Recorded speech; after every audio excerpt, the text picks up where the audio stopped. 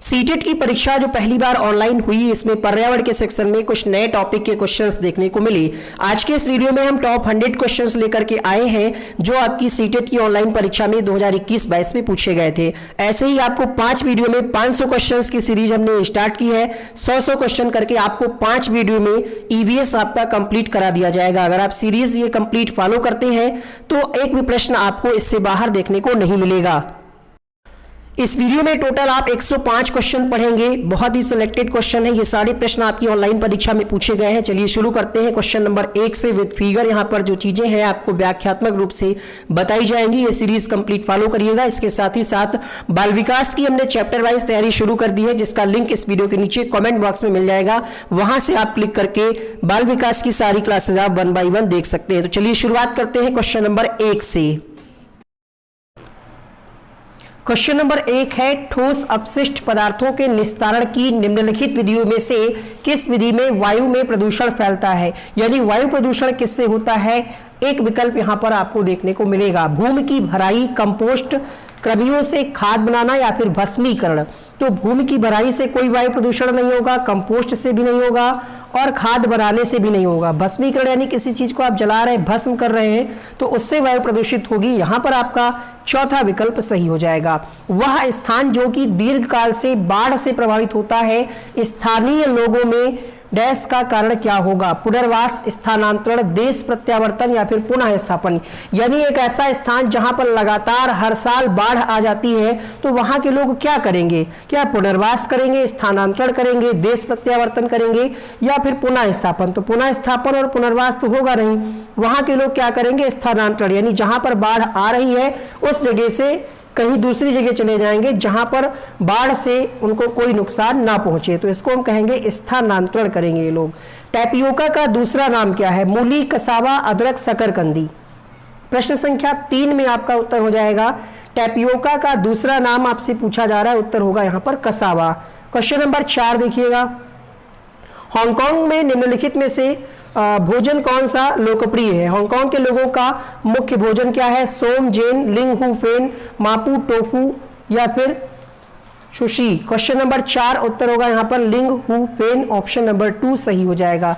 किस प्रकार के पक्षी की चोंच मीट को काटने और खाने के काम आती है? तिकोने आकार की चोंच, सीधी और पतली चोंच, हुक जैसी चोंच, लंबी पतली सुई जैसी चोंच। तो मीट को काटने के और खाने के लिए जो चोंच होती है वो होती है हुक जैसी चोंच। यहां पर आप देख पा रहे होंगे हुक जैसा कुछ बना हुआ आपको नजर आ रहा होगा। ठीक है, ये किसकी चोंच है? ये है गिद्ध की। आइए देख लेते हैं एनसीईआरटी में इसके बारे में क्या कहा गया है। कुहू कुहू आवाज लगाती, मधुर मधुर मैं गीत सुनाती, सबके मन को मैं हूं भाती, देखो मैं कोयल कहलाती। तो ये कोयल की बात कही जा रही है। इसके बाद है, मरे जानवर खाकर मैं जगह साफ कर देता हूं, ऊंचे आसमान में उड़ता हूं, गिद्ध मैं कहलाता हूं। तो ये गिद्ध के बारे में बात कही जा रही है जो मरे जानवरों को खाता है। तो यहां पर आपका उत्तर हो जाएगा हुक जैसी चोंच। एक अध्यापिका को कक्षा 4 के बच्चों को शीघ्रता से बनने वाले नाश्ते के संबंध में कक्षा में पढ़ाना है। कौन सा व्यंजन तैयार हो जाएगा जो जल्दी में तैयार हो जाए? कह रहा है ना शीघ्रता से, तो अंडे का सैंडविच बनाने में टाइम लगेगा, कस्टर्ड बनाने में भी लगेगा, भेलपूरी बनाने में सबसे कम समय लगेगा, फटाक से लैया और जो भी नमकीन, नींबू, चना और प्याज मिर्च डालिए, फटाक से ये तैयार हो जाएगा। इसमें कम समय लगेगा। अंडे के लिए आपको अंडा लाना पड़ेगा ना पहले।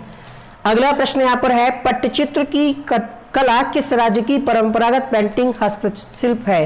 क्वेश्चन नंबर 7 में आपका उत्तर हो जाएगा, जो पट्टचित्र की कला है ये उड़ीसा से संबंधित है, इसलिए इसका यहाँ पर ऑप्शन नंबर 2 सही होगा।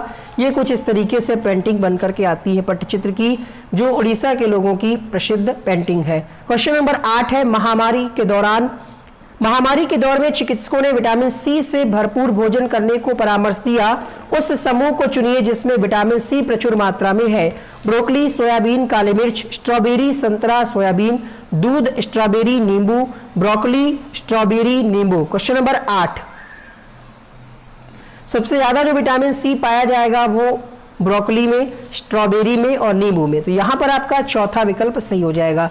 किस राज्य में झूम खेती की प्रथा सामान्य है? उड़ीसा, मिजोरम, बिहार, उत्तराखंड। मिजोरम में होती है झूम खेती, यहां पर आपका दूसरा विकल्प सही हो जाएगा। क्वेश्चन नंबर 10, दक्षिणी भारत में उगाए जाने वाले फसल काटने वाले पर्व कौन से हैं? पोंगल, उगादी, बिहू, लोहड़ी, ओणम, पोंगल, बिहू और लोहड़ी। यहां पर आपसे पूछा जा रहा है कि वे कौन से त्योहार हैं जो फसल काटने के बाद दक्षिणी भारत में मनाए जाते हैं। थोड़ा सा आपको समय दे रहे हैं, आंसर करिएगा। यहां पर आपका उत्तर हो जाएगा ओणम, पोंगल, उगादी और विशु। ये जो है दक्षिण भारत में मनाए जाने वाले फसल कटने के पर्व हैं। अच्छा, ओणम कब मनाया जाता है? ये ओणम कमेंट बॉक्स में लिखिएगा, ठीक है। दक्षिण भारत का पारंपरिक त्योहार है, 10 दिन तक ये चलता है। क्वेश्चन नंबर 11 देखिएगा, वर्ली जनजाति वर्ली आर्ट के लिए प्रसिद्ध है जो बनाई जाती है, वही सितंबर के आसपास मनाया जाता है ओणम, ठीक है। क्वेश्चन नंबर 11 की अगर हम बात करें, 11वें प्रश्न में आपका उत्तर हो जाएगा गाय के गोबर और मिट्टी से बनाई जाती है वर्ली पेंटिंग। यहां पर आपका तीसरा विकल्प सही हो जाएगा। 12वां प्रश्न है, भारत के किन राज्यों के समूह से कर्क रेखा गुजरती है? उत्तर प्रदेश, छत्तीसगढ़, उड़ीसा। छत्तीसगढ़, गुजरात, झारखंड। उत्तर प्रदेश, छत्तीसगढ़, झारखंड। तो कर्क रेखा से गुजरने वाले राज्य कौन कौन से हैं? क्वेश्चन नंबर 12 देखिए, इसकी ट्रिक भी हमने आपको बताई थी, एक ट्रिक, हाँ बिल्कुल सही है। यहां पर 12वें प्रश्न का आपका उत्तर हो जाएगा छत्तीसगढ़, गुजरात और झारखंड, ठीक है। मित्र पर गमछाजार, हमारे दूसरे चैनल पर इसका वीडियो अपलोड है, आप देख सकते हैं। मिजोरम, त्रिपुरा, पश्चिम बंगाल, राजस्थान, गुजरात, मध्य प्रदेश, ये जो है 8 राज्यों से होकर के गुजरती है। निम्नलिखित में से कौन सा सबसे छोटा प्रवास पक्षी है जो उत्तर ध्रुवीय क्षेत्र से भारत आया है? Question number 13। 13वें प्रश्न में आपका आंसर चला जाएगा छोटी जलरंग स्टिंट। यहां पर आपका फिगर देख पा रहे होंगे, छोटी जलरंग कहते हैं। ये जो है उत्तर ध्रुवीय क्षेत्र से भारत में आया हुआ पक्षी है। क्वेश्चन नंबर 14, रोनी ने इटली से भारत की यात्रा की योजना बनाई, उसके मित्रों ने उसे वहां से इटालियन चीज पनीर लाने के लिए कहा। कौन सी तकनीकी चीज को सुरक्षित रखने और भारत में लाने के लिए उत्तम है? डिब्बा बंद, निर्जलीकरण, लवण या फिर निर्वात पैकिंग। ये थोड़ा सा अलग प्रश्न आया था इस परीक्षा में। इसको कहते हैं निर्वात पैकिंग। जब हम काफी दूर से कुछ चीजों को लाते हैं, इटली से भारत ला रहे हैं, तो इसके लिए निर्वात में पैकिंग करनी पड़ती है, उसी को कहते हैं निर्वात पैकिंग, ठीक है। इसको कहते हैं वैक्यूम पैक्ड। यहां पर आपका चौथा विकल्प सही हो जाएगा। नीचे दी गई सूची पर विचार करिए, झील, झरना, तालाब, पहाड़ी, नदी, उपरोक्त सूची में कौन सा इनमें से भिन्न है? 3 एक जैसे होंगे, एक अलग होगा। क्वेश्चन नंबर 15, तो देखिए झील, झरना और तालाब ये पानी के स्रोत हैं, जबकि पहाड़ी जो है पानी का स्रोत नहीं है। क्वेश्चन नंबर 16, गुजरात में लोग दाल के साथ चपाती खाते हैं और दाल में शक्कर डालते हैं। केरल में अधिकतर लोग किसी भी करी के साथ टैपुओका खाते हैं। कश्मीर में लोग नारियल के तेल में बनी समुद्र की मछली खाते हैं। देखिए कश्मीर के लोग नारियल के तेल में नहीं, सरसों के तेल में खाते हैं, ये गलत हो गया। इन दोनों ऑप्शंस में जो है गलत दिया गया है। यहाँ पर पहला सही है और दूसरा सही है, तो इसका पहला ऑप्शन सही हो जाएगा। नीचे दी गई पक्षियों की वह कौन सी प्रजाति है जिसकी आंख मानवों की भांति उसकी ओर सामने की ओर होती है? क्वेश्चन नंबर 17, रार्जिन चिड़िया, बीबर पक्षी, कलचिड़ी या फिर उल्लू। प्रश्न संख्या 17 में उत्तर हो जाएगा यहां पर उल्लू। क्वेश्चन नंबर 18, निम्नलिखित राज्यों में से किसके बगीचों में तेजपत्ता, छोटी इलायची, बड़ी इलायची, काली मिर्च आते हैं? पश्चिम बंगाल, गुजरात, केरल, मध्य प्रदेश। क्वेश्चन नंबर 18 में आपका उत्तर हो जाएगा केरल। मसालों का बगीचा भी कहा जाता है केरल को। निम्नलिखित में से किस रोग के मामले में डॉक्टर मरीजों को गुड़, आंवला, अधिक पत्तेदार सब्जियां खाने की सलाह देते हैं? एनीमिया, खून की कमी में डॉक्टर कहते हैं कि आंवला और अधिक पत्तेदार सब्जियां खाइए और गुड़ का प्रयोग करिए। मिर्ची हमारे देश के प्रत्येक भाग में उपयोग होने वाला एक महत्वपूर्ण मसाला है। इस मसाले को व्यापारी हमारे देश में कहां से लाए थे? चीन, दक्षिणी अफ्रीका, दक्षिणी अमेरिका, अफगानिस्तान। प्रश्न संख्या 20 उत्तर हो जाएगा यहां पर दक्षिणी अमेरिका से आया है मिर्च। अगला प्रश्न देखिएगा, निम्नलिखित में से किसे हमारे देश में आने वाले व्यापारी दक्षिण अमेरिका से हमारे देश लाए थे? क्वेश्चन नंबर 21, तो दक्षिण अमेरिका से आया है आलू, टमाटर। यहां पर आपका उत्तर हो जाएगा टमाटर, ऑप्शन नंबर ए के साथ, ठीक है। अगला प्रश्न देखिएगा, 20 का आपने आंसर किया तीसरा, और इसी प्रश्न को दूसरे तरीके से यहां पर पूछा गया है। आप यहां पर देख सकते हैं सब्जियां और उनका मूल देश। तो टमाटर, आलू, हरी मिर्च कहां से आई है? दक्षिण अमेरिका से। यूरोप से आया है गोभी मटर, अफ्रीका से आया है कॉफी बीन और भिंडी। भारत में आपका आम, संतरा, केला, मेथी, पालक, बैंगन और मूली ये भारत के हैं। उस पक्षी का नाम जिसकी आंखें मानवों की तरह सामने की तरफ होती है? चील, बाज, गिद्ध या फिर उल्लू। क्वेश्चन नंबर 22वें प्रश्न में आपका आंसर हो जाएगा उल्लू। क्वेश्चन नंबर अगला देखिएगा, अंडमान के द्वीपों में सुनामी किस वर्ष में आई थी? 2001, 2002, 2004, 2012। क्वेश्चन नंबर 23 में आपका उत्तर हो जाएगा 2004 में आई थी सुनामी। घाना नेशनल पार्क किस राज्य में स्थित है? उत्तर प्रदेश, उत्तराखंड, राजस्थान, गुजरात। राजस्थान में है घाना नेशनल पार्क।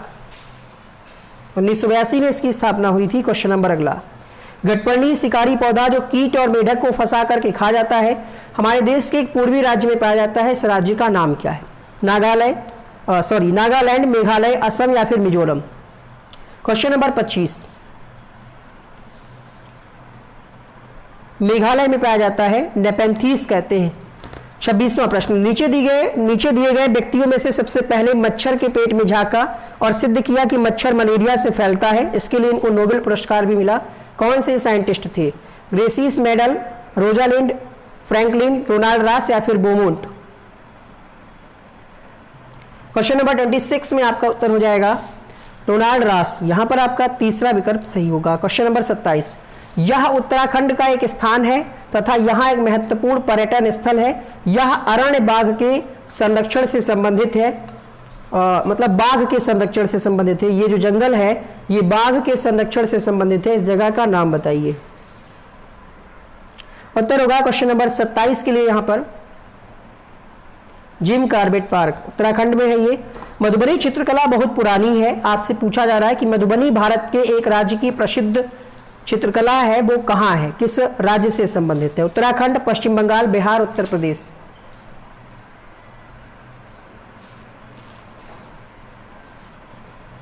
उत्तर होगा यहां पर बिहार। ऑप्शन नंबर सी यहां पर 28 के लिए सही हो जाएगा। क्वेश्चन नंबर 29 देखिएगा, एक को चुनिए जो अन्य से भी भिन्न है। झील, हैंडपंप, तालाब, नदी, झरना। तो हैंडपंप को जब आप चलाएंगे तभी पानी आएगा, ये सबसे अलग है। बाकी तीन पानी के अच्छे स्रोत है। कुडुख कहां के लोगों की भाषा है? प्रश्न संख्या 30, कुडुख जो है ये कहां के लोगों की भाषा है? तो आपका उत्तर हो जाएगा यहां पर झारखंड के लोगों की भाषा है। चौथा विकल्प सही हो जाएगा। झारखंड की मुख्य फसल क्या है? गेहूं, चावल, मक्का, मूंगफली। चावल जो है झारखंड की मुख्य फसल है। क्वेश्चन नंबर 32, कर्नाटक में किसानों द्वारा खेत की मिट्टी को खोदकर नरम करने के लिए किस औजार का प्रयोग किया जाता है? खुरपी, खूंटी, कुरिगे, इलिगे। सिर्फ यहां पर यह पूछ रहा है कि नरम करने के लिए, नरम करने के लिए खूंटी का प्रयोग किया जाता है। बहुत सारे लोग इसका आंसर कुरिगे लगा रहे हैं, गलत है। ठीक है, यहां पर आप पढ़ सकते हैं, मैं हूं बसवा, मैं कर्नाटक के बेलवनिका गांव में रहता हूं। यहां पर एक इंपॉर्टेंट पॉइंट है, आपसे पूछा जा सकता है कि बेलवनिका गांव किस राज्य से संबंधित है। इस टाइप का प्रश्न ऑनलाइन परीक्षा में पूछा गया है, इसीलिए हमने आपको बताया। यहां पर कहा जा रहा है खूंटी की मदद से खेत की मिट्टी को नरम किया गया है। तो बस नरम करने वाली जो औजार है उसको हम क्या कहेंगे? खूंटी कहेंगे। और अगर हम बात करें कुरिगे की, तो कुरिगे जो होता है ये बैलों के साथ लगाया जाता है। आप यहाँ पर देख पा रहे होंगे, इस तरह से कुरिगे में बीज डाल देते हैं। ठीक है, तो ये बैलों के साथ लगाया जाता है। निम्नलिखित में से कौन सी एक परिवहन की अन्य चार विधाओं में से भिन्न है? ट्रेन, बस, जहाज, तांगा, साइकिल, रिक्शा। तो सबसे अलग आपको दिख रहा होगा जो उड़ेगा कुछ इस तरीके से, ऐसे। कौन सा? जहाज। यहां पर आपका ऑप्शन नंबर सी सही हो जाएगा। अगला प्रश्न देखिएगा, वह जंतु कौन सा है जो अपने कानों को अलग अलग दिशाओं में बहुत अधिक, कानों को होगा यहां पर, अपने कानों को बहुत अधिक दिशाओं में घुमा लेता है और ध्वनि इकट्ठा करने में इसकी सहायता करता है? क्वेश्चन नंबर 34,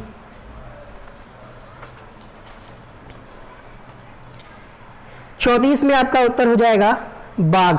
ऑप्शन नंबर यहां पर चौथा सही हो जाएगा। क्वेश्चन नंबर 35, उस कार्यकलाप या क्रियाकलाप को चुनिए जो अन्य कार्यकलापों से भिन्न है। चाय बनाना, तैरना, कंघी करना, आटा गूंथना। चाय बनाने में पानी चाहिए होगा, तैरने के लिए पानी चाहिए होगा, आटा गूंथने के लिए। कंघी करने में कंघा चाहिए होगा, पानी नहीं। अगला प्रश्न देखिएगा, 3 खाद्य पदार्थों का एक समूह है जिसमें प्रत्येक सदस्य में लौह की मात्रा प्रचुर पाई जाती है, अच्छी मात्रा में लौह पाया जाता है। क्वेश्चन नंबर 36 में आपका आंसर क्या होगा? यहां पर 36वें प्रश्न में उत्तर हो जाएगा पालक, गुड़ और आंवला। अगला प्रश्न है, हमारे देश के राष्ट्रपति द्वारा 5वीं की पुस्तक में दिए गए पाठ का शीर्षक क्या है? बूंद बूंद दरिया दरिया, मच्छरों की दावत, उसी से ठंडा उसी से गर्म, फिर चला काफिला। तो एक चैप्टर है उसी से ठंडा उसी से गर्म, राष्ट्रपति जाकिर हुसैन के द्वारा ये पाठ, मतलब इसमें इनकी बारे में बात कही गई, उसी से ठंडा उसी से गर्म। हमारे देश के एक राज्य में प्रेक्षण करने पर यह पाया गया कि वहां की ग्रामीण क्षेत्रों में अधिकांश मकान मजबूत बांस के खंभों पर बने हैं। इनके लकड़ी के फर्श जमीन से लगभग 3 से 3.5 मीटर की ऊंचाई पर बने हैं। देखिए यहाँ पर हमने आपको एक ट्रिक बताई थी, जब बांस की बात कहे कि बांस, तो ए फॉर असम और बी फॉर बांस याद रखिएगा। यहाँ पर आपका उत्तर हो जाएगा ऑप्शन नंबर 2। आगे बढ़ेंगे अगले प्रश्न के लिए। कन्नौज शहर इत्र के लिए प्रसिद्ध है। यह शहर भारत के एक राज्य का जिला है जिसका नाम है उत्तर प्रदेश, उत्तराखंड, गुजरात, महाराष्ट्र। देखिए जो लोग उत्तर प्रदेश से, उनको ये प्रश्न बहुत आसान लग रहा होगा, कन्नौज बड़े आराम से, लेकिन जो लोग आउट ऑफ यूपी हैं उनको लग रहा होगा यार कन्नौज सुना सुना लग रहा है, यूपी में है, गुजरात में है, कहाँ है? तो 39वें प्रश्न का आंसर आप सभी का हो जाएगा यहाँ पर option number A, Uttar Pradesh में है। क्वेश्चन नंबर 40, राधा के शिक्षक यह अवलोकन करते हैं कि राधा को श्यामपट्ट पढ़ने में कठिनाई हो रही है। डॉक्टर सलाह देते हैं कि राधा को ऐसे खाद्य पदार्थों की मात्रा बढ़ाने की आवश्यकता है जिनमें पोषक तत्व प्रचुर मात्रा में हो। पोषक तत्व सबसे ज्यादा किसमें पाए जाएंगे? विटामिन ए, के, डी या फिर सी? उत्तर होगा यहाँ पर विटामिन ए। 40वें प्रश्न में आपका ऑप्शन नंबर 2 सही हो जाएगा। लाइक नहीं किया अभी तक आपने, बहुत कंजूस हो आप। 40 प्रश्न पढ़ लिए, अभी तक वीडियो को लाइक नहीं किया। कम समय में आपको बेहतरीन कंटेंट दिया जा रहा है। ये चीजें आपको अन्य चैनल पे आप देखेंगे, ठीक है, डिजिटल बोर्ड के साथ अगर इसी क्लास को किया जाए, लाइव कमेंट अगर आपके देखे जाए तो बहुत लंबी ये क्लास हो जाएगी। 100 क्वेश्चन कम से कम 2 घंटे में हो जाएंगे। यहाँ पर आपको बहुत कम समय में 30 मिनट के वीडियो में दिया जा रहा है, तो इसको लाइक करिए और जो भी लोग सीटेट की तैयारी कर रहे हैं उन तक शेयर कर दीजिएगा। प्रश्न आपने पढ़ लिया होगा, हंगुल मृग के संरक्षण के लिए कौन सा जीव अभ्यारण्य प्रसिद्ध है? क्वेश्चन नंबर 41 दाचीगाम हो जाएगा। प्रश्न आपसे पूछा सकता है कि दाचीगाम है कहाँ? ठीक है, दाचीगाम राष्ट्रीय उद्यान कहाँ है? जम्मू कश्मीर में है। ऑप्शन यहाँ पर नहीं दिया है तो आप ध्यान रखिएगा।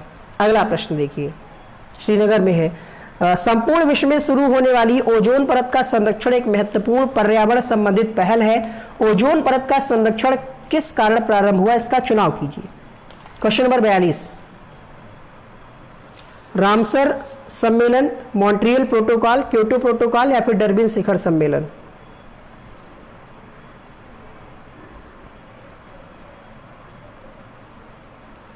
उत्तर होगा यहाँ पर मॉन्ट्रियल प्रोटोकॉल। ठीक है, इसके फलस्वरूप ही ओजोन परत के संरक्षण पर ध्यान दिया गया और कई सारे जो है नियम और कानून बनाए गए। ओजोन परत को छीड़ करने वाले पदार्थों के बारे में एक प्रोटोकॉल आया, एक अंतर्राष्ट्रीय संधि आई जो ओजोन परत को संरक्षित करने के लिए चरणबद्ध तरीके से उन पदार्थों का उत्सर्जन रोकने के लिए बनाई गई है जिन्हें ओजोन परत को छीड़ करने के लिए उत्तरदायी माना गया। 43वां प्रश्न है, वह पक्षी जो दिल्ली में सामान्य रूप से दिखाई देता था परंतु अब इस चिड़िया के बारे में जागरूकता बढ़ाने के लिए एक दिवस मनाया जाता है? मोर, कोयल, तोता, गौरैया। तो आपने अभी तक मोर दिवस तो सुना नहीं होगा, कोयल दिवस भी नहीं सुना होगा, बट आपने गौरैया दिवस जरूर सुना होगा क्योंकि ये इसकी संख्या धीरे धीरे कम हो रही है। तो यहां पर आपका उत्तर हो जाएगा प्रश्न संख्या 43 के लिए गौरैया। वीडियो को रोकिए, कमेंट में लिखिए कि गौरैया दिवस कब मनाया जाता है, विश्व गौरैया दिवस कब मनाया जाता है। जल्दी से, नहीं पता है तो गूगल सर्च करिए और कमेंट बॉक्स में जरूर लिखिएगा। ठीक है, जरूर लिखिएगा। और अगर आपको थीम पता हो तो थीम भी लिखिएगा। थीम हम आपको बताया दे रहे हैं, लव स्पैरो। विश्व गौरैया दिवस 2022 में जो मनाया गया उसकी थीम है लव स्पैरो। अब आप लोग कमेंट बॉक्स में जरूर लिखिएगा कि कब मनाया गया। निम्न में से किन स्थानों पर आप नावों का उपयोग यातायात के साधनों के रूप में देख सकते हैं? भाई नाव जहां पर होंगी वहीं, मतलब जहां पर पानी ज्यादा होगा वहीं पर तो नाव ज्यादा चलेंगी। तो ऐसा जो है ज्यादातर देखने को मिलता है आपको कश्मीर में और नंबर 2 पे केरल में। उत्तर हो जाएगा ऑप्शन नंबर 2। निम्न में से कौन सा एक कीट बच्ची पौधा नहीं है? Dionaea, Nepenthes, Ageratum, sundew. Question number 45 Ageratum हो जाएगा यहाँ पर तीसरा विकल्प। यदि भिन्न प्रजाति के दो जीव संपर्क में एक साथ आते हैं और इस संबंध में एक जीव को फायदा होता है दूसरे को नुकसान होता है तो क्या कहते हैं? एक को फायदा हो रहा है दूसरे को नुकसान हो रहा है, इस गुण को हम कहते हैं परजीविता। अगला प्रश्न, ग्रीन हाउस गैस नहीं है। Question number 47, methane, carbon dioxide, sulphur dioxide, carbon monoxide. 47 में आपका उत्तर हो जाएगा सल्फर डाइऑक्साइड जो है ये ग्रीन हाउस गैस नहीं है। अगला प्रश्न देखिए, क्वेश्चन नंबर 48, निम्न में से कौन से पौधे का उपयोग डिब्बे बनाने और मकान बनाने में होता है? गन्ना, बांस, मक्का, घास। बांस का प्रयोग किया जाता है डिब्बे बनाने। निम्न में से किन पक्षियों की चोंच में छानने की प्रणाली होती है? फ्लेमिंगो, रोबिन, मेकाओ, गौरैया। क्वेश्चन नंबर 49, हंसावर या इसको फ्लेमिंगो कहते हैं। यहां पर आप इनका चित्र देख पा रहे होंगे, चोंच में छानने की भी क्षमता प्रणाली होती है। अगला प्रश्न, अपनी गर्दन को झटके से आगे पीछे कर सकने वाला पक्षी कौन सा है? कबूतर, तोता, उल्लू, मैना। क्वेश्चन नंबर 50, मैना जो है ये झटके से अपनी गर्दन को आगे पीछे करता है। अपनी गर्दन को पीछे तक घुमा सकने वाला पक्षी कौन सा है? झटके से पूछेगा तो मैना, गर्दन घुमाने की बात कर रहा है तो उल्लू हो जाएगा यहां पर। क्वेश्चन नंबर 52, ब्रेल लिपि का प्रयोग दृष्टिहीन व्यक्तियों द्वारा किया जाता है। पूछा जा रहा है कि ये कितने बिंदुओं पर आधारित है? 10, 8, 6 या फिर 4। 52 में आपका उत्तर हो जाएगा 6 बिंदुओं पर आधारित है ब्रेल लिपि। लुइस ब्रेल ने इसका आविष्कार किया। जिम कॉर्बेट नेशनल पार्क किस राज्य में है? Question number 53, Rajasthan, Uttar Pradesh, Gujarat, Uttarakhand.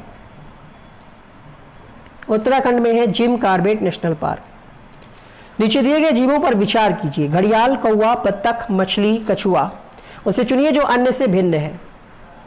Question number 54, 54 के लिए आंसर हो जाएगा यहां पर कौवा, ऑप्शन नंबर 3। बाकी सब पानी में रहने वाले हैं। क्वेश्चन नंबर 55 देखिएगा, बिहार के लोगों के लिए मधुमक्खी पालन आरंभ करने की सर्वश्रेष्ठ अवधि है? अक्टूबर से दिसंबर। यहां पर आपका प्रश्न संख्या 55 के लिए चौथा विकल्प सही हो जाएगा। क्वेश्चन नंबर 56 है, निम्नलिखित में से आबू धाबी की मुद्रा कौन सी है? दिरहम, टका, डॉलर, रुपए। तो आबू धाबी की मुद्रा की अगर हम बात करें, दिरहम यहां की मुद्रा है, पहला विकल्प इसलिए इसका सही हो जाएगा। भारत के निम्नलिखित राज्यों में से ब्रह्मपुत्र नदी कहां से होकर के बहती है? क्वेश्चन नंबर 57, अरुणाचल प्रदेश और असम से बहती है आपकी ब्रह्मपुत्र नदी। प्रश्न आपसे पूछा जा सकता है कि जो ब्रह्मपुत्र नदी है इसका उद्गम स्थल क्या है? ब्रह्मपुत्र नदी का उद्गम स्थल कहां से बहती है?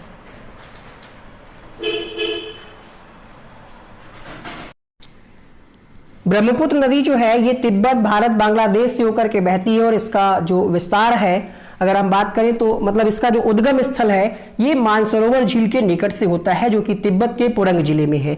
बढ़ेंगे अगले प्रश्न के लिए। इस प्रश्न का आंसर हो जाएगा आपका अरुणाचल प्रदेश और असम। क्वेश्चन नंबर 58, चिराओ नृत्य किया जाता है कहां से संबंधित है? चिराओ, मणिपुर, उड़ीसा, मिजोरम, असम। 58 के लिए आपका उत्तर हो जाएगा यहां पर मिजोरम से संबंधित है, ऑप्शन नंबर सी सही हो जाएगा। वातावरण को बचाने की आवश्यकता के लिए हुए कई आंदोलनों को समर्थन मिला है। 1970 के चिपको आंदोलन में निर्णायक भूमिका किसने निभाई? सुंदरलाल बहुगुणा, वंदना शिवा, बाबा आमटे, मेधा पाटेकर। तो चिपको आंदोलन के प्रवर्तक माना जाता है सुंदरलाल बहुगुणा को। 59 के लिए आपका ऑप्शन नंबर फर्स्ट सही हो जाएगा। क्वेश्चन नंबर 60, छत पर वर्षा के पानी का संरक्षण करके भौमजल को पुनः आवेशित किया जाता था। इस पारंपरिक विधि का उपयोग निम्नलिखित में से किस राज्य में किया जाता था? राजस्थान, पंजाब, मध्य प्रदेश, बिहार। सबसे ज्यादा पानी की कमी जो है ये राजस्थान में है, तो इस पारंपरिक विधि का प्रयोग राजस्थान में ही सबसे ज्यादा देखने को मिलता है। बढ़ेंगे अगले प्रश्न के लिए। क्वेश्चन नंबर 61, निम्नलिखित में से सामाजिक कीट नहीं है जो आपके घरों में मतलब फ्रेंडली नहीं है, आप ऐसे समझिए। तो चींटी भी आपके शक्कर वाले डिब्बे में कभी कभी मिल जाती है, दीमक दरवाजे लकड़ी में, मधुमक्खी भी आपको कभी कभार दिखाई पड़ जाती है। ये सामाजिक नहीं है। भृंग, जिसका यहाँ पर आप तस्वीर देख पा रहे होंगे, भृंग कहते हैं इसको। अगला प्रश्न है, हमें पके हुए भोजन को खुला या बिना क्वेश्चन नंबर 62 है, हमें पके हुए भोजन को खुला या बिना फ्रिज में लंबी अवधि के लिए नहीं छोड़ना चाहिए। मतलब भोजन अगर बेकार हो रहा है तो कौन जिम्मेदार है? फफूंद, जीवाणु, विषाणु या फिर कीट? तो जीवाणु जो है इसके लिए जिम्मेदार होता है अगर खाना खराब हो जाता है, और क्लोस्ट्रीडियम नाम का एक जीवाणु होता है जो पके हुए भोजन को खराब कर देता है। यहां पर आपका उत्तर हो जाएगा option number B. Question number 63 देखिएगा, गांवों में यह देखना साधारण है कि महिलाएं अनाज में से भूसी कैसे निकालती हैं, इस विधि को क्या कहा जाता है? छानना, हाथ से चुनना, निष्पादन या फिर थ्रेशिंग? प्रश्न संख्या 63 में आपका आंसर क्या होगा? 63वें प्रश्न के लिए आपका उत्तर हो जाएगा यहाँ पर फटकने को कहते हैं हम निष्पादन। यहाँ पर ऑप्शन नंबर 3 सही होगा। जीवों के संबंध में जबकि एक जीव को सहचर से लाभ होता है, दूसरे को हानि होती है, इसको क्या कहा जाता है? एक को लाभ, दूसरे को हानि। क्वेश्चन नंबर 64 परजीविता कहते हैं। अगला प्रश्न देखिए, वन्यजीव के संरक्षण के लिए राष्ट्रीय पार्क महत्वपूर्ण है। भारत में कौन सा राष्ट्रीय उपवन सबसे पुराना है? क्वेश्चन नंबर 65 सबसे पुराना कौन सा है? सबसे पुराना, सबसे पहला माना जाता है जिम कॉर्बेट नेशनल पार्क। ठीक है, इसको पहले हैली नेशनल पार्क के नाम से भी जाना जाता था। लाल आंकड़ों की पुस्तक दर्ज करती है, जो रेड डेटा बुक होती है, इसमें लाल फूलों वाले पौधे होते हैं। धरती पर उपलब्ध सभी पौधे और जानवर होते हैं। धरती पर उपलब्ध सभी जानवर या फिर लुप्त प्राय पौधे और जानवर। तो यहाँ पर आपका उत्तर हो जाएगा चौथा विकल्प, लुप्त प्राय पौधे, संकटापन्न पौधे, जानवर होते हैं। यहाँ पर 66 के लिए चौथा सही हो जाएगा। नेहरू इंस्टीट्यूट ऑफ माउंटेनियरिंग कहाँ स्थित है? उत्तरकाशी में, दार्जिलिंग में, धर्मशाला में, ऊटी में? उत्तरकाशी में स्थित है। यहां पर आपका पहला ऑप्शन सही हो जाएगा। 68वां प्रश्न है, साबुत मूंग या चना को रात भर पानी में भिगोकर या फिर 1-2 दिन के लिए छोड़ देते हैं, सबसे पहले जो भाग अंकुरित होता है वो क्या होता है? तना, पत्ती, जड़ या फिर फल?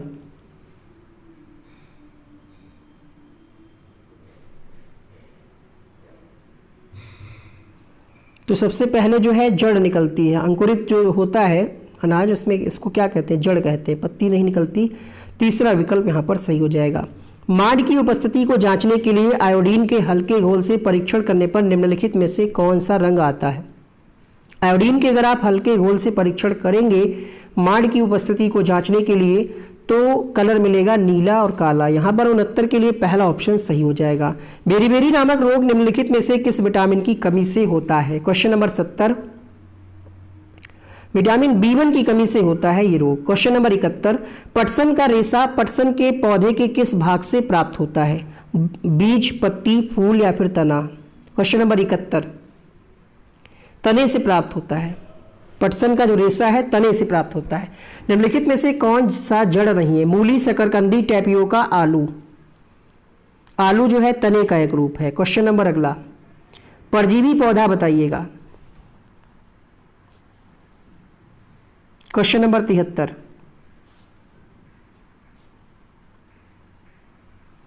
अमरबेल जो है एक परजीवी पौधा है। यहां पर आपका उत्तर हो जाएगा ऑप्शन नंबर 2। अगला प्रश्न देखिए, निम्न में से किन पौधों के बीज पशुओं द्वारा विस्थापित होते हैं? सहजन, मैपल, आक या फिर आम? 74 में उत्तर हो जाएगा जो आम का पौधा होता है, इसके जो बीज होते हैं ये पशुओं द्वारा विस्थापित होते हैं। निम्नलिखित में से किसको बीज पत्र कहते हैं? बीजावरण, भ्रूण, बीजपत्ती, बीजांडद्वार? बीजपत्ती को ही बीजपत्र कहते हैं। क्वेश्चन नंबर 76 निम्न में से किन पौधों की जड़ों में नाइट्रोजन जोड़ने वाली बैक्टीरिया की ग्रंथियां नहीं होती हैं? स्वीट पी, बगीचे वाली मटर, गार्डन पी, तुलसी या फिर मूंगफली? 76 के लिए आपका उत्तर हो जाएगा यहाँ पर तुलसी। इसमें जो है बैक्टीरिया की ग्रंथियां नहीं होती हैं। क्वेश्चन नंबर 77 पत्ती में सिराओं एवं छोटी सिराओं की व्यवस्था का नाम है? क्वेश्चन नंबर 77 में आपका उत्तर हो जाएगा सिरा विन्यास कहेंगे सिरा की व्यवस्था को। निम्न में से कौन सा जीवाश्म ईंधन नहीं है? कोयला, लकड़ी, पेट्रोलियम, प्राकृतिक गैस? लकड़ी जो है ये जीवाश्म ईंधन नहीं है, बाकी कोयला, पेट्रोलियम और प्राकृतिक गैस ये जीवाश्म ईंधन के अंतर्गत आते हैं। ऊर्जा का परंपरागत स्रोत कौन सा है? सौर ऊर्जा, ज्वार भाटा ऊर्जा, भूगर्भीय ऊष्मीय ऊर्जा या फिर जीवाश्म ईंधन? क्वेश्चन नंबर 79 में उत्तर हो जाएगा जीवाश्म ईंधन जो है ये ऊर्जा का परंपरागत स्रोत है। यहां पर आप देख पा रहे होंगे परंपरागत स्रोत में आप क्या जाते हैं कोयला, पेट्रोलियम, प्राकृतिक गैस, बिजली इत्यादि। गैर परंपरागत में आपका पवन ऊर्जा, ज्वारीय ऊर्जा, बायोगैस, परमाणु ऊर्जा आदि। पौधों के ऊपरी भागों से वाष्प के रूप में जल की क्षति को क्या कहते हैं? Question number 80। वाष्प रूपी जल की क्षति को वाष्पोत्सर्जन कहते हैं, जिनके माध्यम से जल क्या है कुछ कम हो जाता है, उड़ जाता है। हिमालय मेपल एक औषधि पौधा है जो उच्चतर क्षेत्रों में पाया जाता है। इसको हम किस समूह में रखेंगे? ये धीरे धीरे लुप्त हो रहा है, इसको लुप्तप्राय में रखा गया है। यहाँ पर तीसरा विकल्प सही हो जाएगा। हमारे सौरमंडल में कौन सा ग्रह पृथ्वी से छोटा है? 82। बुध जो है ये पृथ्वी से छोटा ग्रह है। अगला प्रश्न है माउंट एवरेस्ट की चोटी की ऊंचाई कितनी है? 8,849। बट यहाँ पर ऐसा कोई ऑप्शन नहीं है, बट उसके करीब वाला अगर आप देखेंगे तो 8,850 दूसरे विकल्प में इसका आंसर हो जाएगा। टूटता तारा होता है कोई, तारा, धूमकेतु, उल्का या फिर क्षुद्र ग्रह? उल्का पिंड होता है जो टूटता तारा होता है। जब किसी एक कपड़े पर दूध को उड़ेलते हैं मलाई उस पर रह जाती है, पृथक्करण की ये प्रक्रिया क्या कहलाती है? निस्यंदन, चालन, अवसादन, निस्तारण। जब आप चाय बनाते हैं, चाय को जब आप छानते हैं तो छन्नी से जो लिक्विड वाली चाय होती है नीचे गिर जाती है और छन्नी में आपके चाय के दाने रह जाते हैं, चाय या इलायची अदरक जो आप डालते हैं, वही कॉन्सेप्ट है। और इस प्रक्रिया को हम क्या कहते हैं? निस्यंदन कहते हैं। एनसीईआरटी में यहाँ पर आप देख पा रहे होंगे चाय को एक छन्नी में डाल दीजिए, क्या चाय की सारी पत्तियाँ छन्नी में रह जाती हैं? इस प्रक्रम को हम फिल्टर करना है, निस्यंदन कहते हैं। तो यही हो गया आपका। क्वेश्चन नंबर 86 में पूछा जा रहा है पारंपरिक तरीके से जल संग्रहण के लिए हमारे देश में उपयोग की जाने वाली संरचना कौन सी है? जल संरक्षण हैंडपंप से तो होगा नहीं। क्वेश्चन नंबर 86 ट्यूबवेल से भी नहीं होगा। बावड़ी जो है इससे जो है जल को संरक्षण किया जाता है। कुआं जैसा होता है, सीढ़ीदार कुआं होता है। अगला प्रश्न देखिएगा क्वेश्चन नंबर 87। लोहार निम्न में से किन चीजों को बनाता है? खुरपी, आरी, कुल्हाड़ी, अंगूठी, आरी, चूड़ी, कुल्हाड़ी, ईंट, चूड़ी। तो चूड़ी तो बनाता नहीं है, चूड़ी वाला ऑप्शन हटाइए। और मिट्टी का मटका लोहार थोड़ी बनाएगा। खुरपी, आरी और कुल्हाड़ी। Question number 88।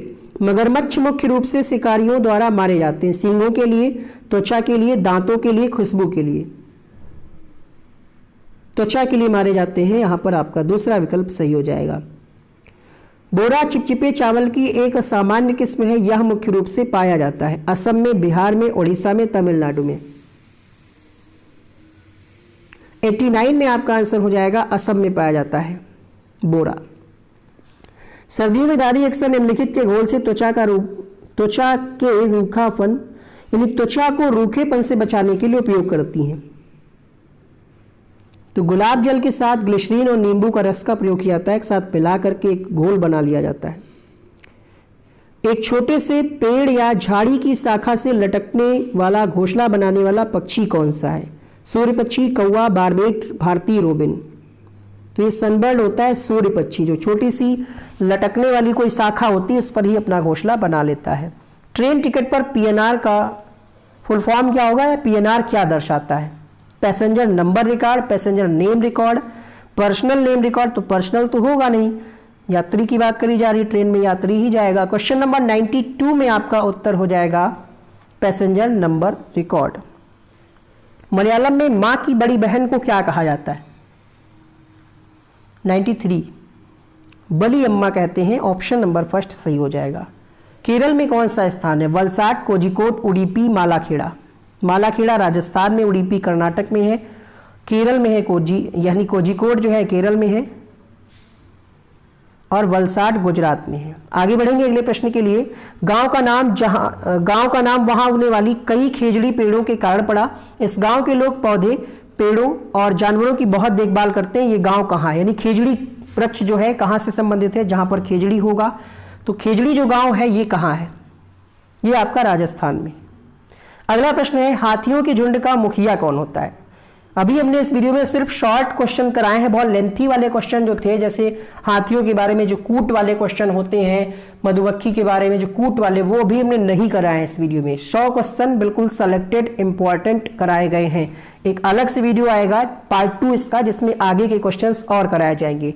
96 में आपका उत्तर हो जाएगा यहाँ पर प्रश्न संख्या 96। सबसे उम्रदराज मादा हाथी जो है झुंड की मुखिया होती है। मिट्टी के बर्तनों को मजबूत बनाया जाता है, पका करके, गलाने से, भूनने से, जलाने से। 97 में आपका उत्तर हो जाएगा पकाकर। ऑप्शन नंबर फर्स्ट सही हो जाएगा। पौधे का वह भाग जो दांत दर्द के उपचार के लिए उपयोग किया जा सकता है। सौंफ, लौंग, मेथी, अफीम के बीज। Question number 98। लौंग, अक्सर घरों में कहा जाता है दांत दर्द करा लौंग दबा लो, ठीक हो जाएगा। उसके चक्कर में दांत ही खराब हो जाते हैं। क्वेश्चन नंबर 99 है, तरुण भारत संघ एक ऐसी संस्था है जो जल के संरक्षण के लिए कार्य करती है। इस संस्था के प्रधान निम्न में से एक है। सही विकल्प का चुनाव कीजिए। Medha Patkar, Sunderlal Bahuguna, Rajendra Singh, PC Joshi. Question number 99, Sunderlal Bahuguna, sorry यहां पर आपसे पूछा जा रहा है जल संरक्षण के लिए। उत्तर हो जाएगा राजेंद्र सिंह, जिनको जल पुरुष भी कहा जाता है, वाटरमैन ऑफ इंडिया। 99 के लिए आपका थर्ड ऑप्शन सही हो जाएगा। निम्न में से कौन सा मिजोरम का सबसे प्राचीन नृत्य है? Question number 100। तो चिरावो नृत्य जो है ये मिजोरम का सबसे प्राचीन नृत्य रूप है। कल्पना चावला एक भारतीय मूल की अमेरिकी अंतरिक्ष यात्री जिनका निधन अंतरिक्ष यान में किस वर्ष हुआ था? Question number 101। 2003 में इनका निधन हुआ। 101 के लिए आपका चौथा विकल्प सही हो जाएगा।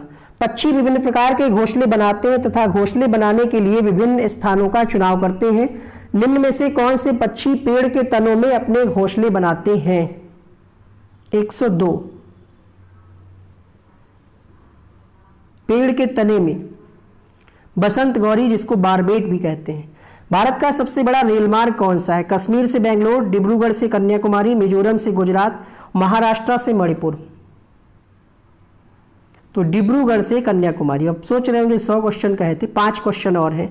निम्न में से कौन सा मिजोरम का सबसे प्राचीनतम, ये तो हो ही चुका है। Question number 105। उन आदिवासी वर्गों की पहचान कीजिए जो हिमाचल प्रदेश भारत के मूल निवासी। संथाली जनजाति, गद्दी जनजाति, गौंड जनजाति या फिर सहाविया जनजाति। हिमाचल प्रदेश भारत के मूल निवासी हैं, ये है आपका गद्दी जनजाति। गद्दी जनजाति क्या है? यह एक इंडो आर्यन अर्थ देहाती जाति भाषा जनजाति है। इसके जो लोग होते हैं हिमाचल प्रदेश और जम्मू कश्मीर में रहते हैं। गद्दी जो शब्द है इसका मतलब जो है गदरन से आया है, इसका मतलब है गद्दी का घर। ठीक है। अभी तक जो क्लासेस हुई हैं उनकी एक हमने प्लेलिस्ट बना दी है सीटेट 2023 के नाम से, तो वो प्लेलिस्ट यहाँ पर आ गई होगी। क्लिक करिए और एक एक वीडियो देख डालिए। इसके अलावा कुछ अन्य वीडियोस आ रहे हैं, चैनल का लोगो आ रहा है, क्लिक करके सब्सक्राइब कर लीजिएगा, बेल आइकन को ऑन कर लीजिएगा। मिलते हैं नेक्स्ट वीडियो में। ये वीडियो आपको कैसा लगा कमेंट बॉक्स में अपना फीडबैक जरूर दीजिएगा। ऐसे वीडियोस के लिए चैनल को जल्दी से सब्सक्राइब करें और बेल आइकन को ऑन करें।